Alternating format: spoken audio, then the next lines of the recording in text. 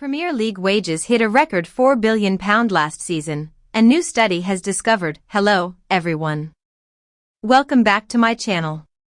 I hope everyone is having a nice day. Before we begin the video, please subscribe and give the video a thumbs up. T means the 500 stars who make up Britain's top league pocketed an average of £8 million a year during 2023/24. Manchester City players were the Prem's top earners, taking home a combined £413 million. The figures have been collated by football blogger Kieran O'Connor, who runs the Swiss Ramble football finance blog. He says striker Erling Haaland is City's top earner after negotiating a deal worth £500,000 a week in January. Liverpool came runners-up in the pay stakes, with the Anfield squad taking home £377 million. Mo Salah is the club's top earner and recently banked a pay rise after committing his future to Anfield, taking him to £400,000 a week. All Premier League clubs have revealed their accounts from the 2023/24 season, with the figures showing the post-COVID pay bubble continues to climb. The club's combined wage bill has jumped from £2.9 billion in just 6 years, the equivalent of 38%. The wage bills also show the Big Six became the Big Five, with a huge gap opening up between the highest-paying sides. Mo Salah is the club's top earner and recently banked a pay rise after committing his future to Anfield, taking him to £400,000 a week. All Premier League clubs have revealed their accounts from the 2023/24 season, with the figures showing the post-COVID pay bubble continues to climb. The club's combined wage bill has jumped from £2.9 billion in just 6 years, the equivalent of 38%. The wage bills also show the Big Six became the Big Five, with a huge gap opening up between the highest-paying sides. Mo Salah is the club's top earner and recently banked a pay rise after committing his future to Anfield, taking him to £400,000 a week. All Premier League clubs have revealed their accounts from the 2023/24 season, with the figures showing the post-COVID pay bubble continues to climb.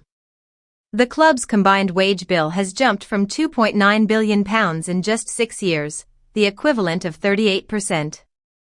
The wage bills also show the Big Six became the Big Five, with a huge gap opening up between the highest-paying sides. Kieran reveals City and Liverpool are joined by Man United, £365 million, Chelsea, £338 million, and Arsenal, £328 million, in the huge pay stakes.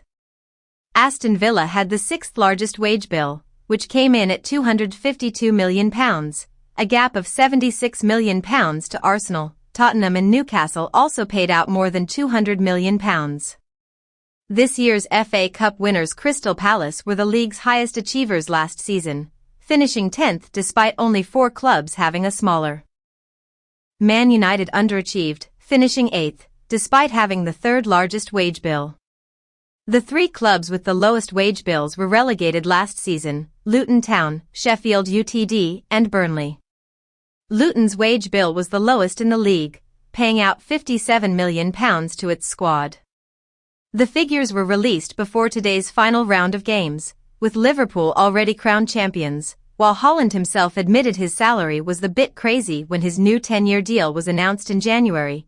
Wages of the best Prem stars are well below that of other sporting stars around the globe. A study by Forbes magazine put Haaland 27th on the list of top earners when comparing him with greats such as Cristiano Ronaldo, Lionel Messi, and Kylian Mbappe. And his money pales into insignificance when compared to NFL's Kansas City Chiefs quarterback Patrick Mahomes, who signed a £410 million deal in 2021. And last December the New York Mets baseball team agreed to pay slugger Juan Soto £628 million for a 15-year deal. Haaland's outgoing teammate Kevin De Bruyne has previously told how he believes top footballers are underpaid, despite earning £400,000 a week. When asked in 2022 if he got paid too much, the Belgian, linked with a move to Serie A winners Napoli, responded, "No. I compare it to a singer at a concert and 60,000 people come. I look at it logically. There are millions of people watching the football on TV, there's 60,000 watching the games. The income of a club is £500 million to £600 million. Yeah, it's a lot of money, but is it too much? If the club can afford it, it's not too much. In March, figures revealed player wages across Europe had reached £15.1 billion in 2023-24, up by 6.5% on the previous year.